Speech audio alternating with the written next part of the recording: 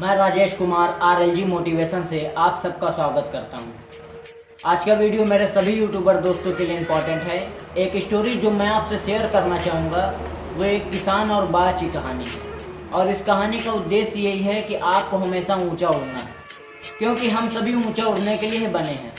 लेकिन कई बार जिस काम को हम कर रहे होते हैं उसके इतने आदी हो जाते हैं कि अपनी ऊंची उड़ान और कुछ बड़ा करने की काबिलियत को हम भूल जाते हैं।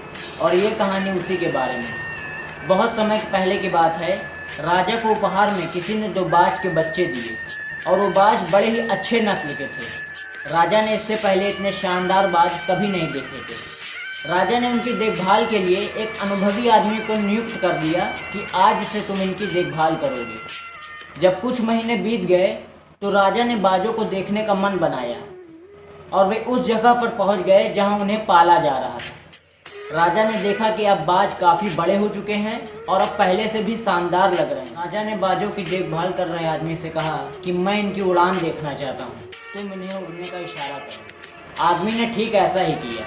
इशारा मिलते ही दोनों बाज उड़ान भरने लगे। लेकिन जहाँ एक बाज आसमान की ऊंचाइयों को छू रहा था, वहीं दूसरा बाज कुछ दूर उड़ता और वापस उसी डाल पर आकर बैठ जाता। राजा को यह देखकर कुछ अजीब लगा कि क्या बात है, जहाँ एक बाज इतनी अच्छी उड़ान भर रहा है वहीं दूसरा बाज उड़ना ही नहीं चाहता। आदमी ने बोला, इसके साथ शुरू से यही समस्या है, ये इस डाल को छोड़ता ही नहीं। राजा को दोनों बाज ही प्रिय थे और वह दूसरे बाज को ठीक वैसे ही उड़ना देखना चाहते थे जैसा पहला बाज उड़ रहा था। मरता क्या न करता, अगले दिन पूरे राज्य में ऐलान करा दिया कि जो व्यक्ति इस बाज को उड़ाने में कामयाब हो जाएगा उसे ढेर सारा इनाम दिया जाएगा। फिर क्या था, एक से एक विद्वान लोग आए और बाज को उड़ाने का प्रयास करने लगे। हफ्तों बीत गए लेकिन बाज का वही हाल रहा। वो कुछ दूर उड़ता और वापस उसी डाल पर आकर बैठ जाता जिससे वह उड़ना शुरू किया था। फिर एक दिन कुछ अनोखा हुआ। राजा ने देखा कि दोनों बाज आसमान में उड़ रहे हैं। उन्हें अपनी आंखों पर यकीन नहीं हुआ। उन्होंने तुरंत उस व्यक्ति का पता लगाने को कहा जिसने ये कारनामा कर दिखाया है। और मैं आपको बता दूं, वो व्यक्ति एक किसान था। उसे अगले दिन दरबार में हाजिर किया गया और उसे ढेर सारा इनाम दिया गया। राजा उससे बहुत प्रसन्न थे। राजा ने कहा कि मैं बस तुमसे इतना जानना चाहता हूँ कि जो काम इतने बड़े बड़े विद्वान नहीं कर पाए वो तुमने कैसे कर दिखाया। किसान ने कहा, मालिक मैं तो एक साधारण सा किसान हूँ, ज्ञान की बातें मुझे ज़्यादा तो नहीं आती। बस मैंने उस डाल को काट दी जिस पर बाज बैठने का आदी हो चुका था।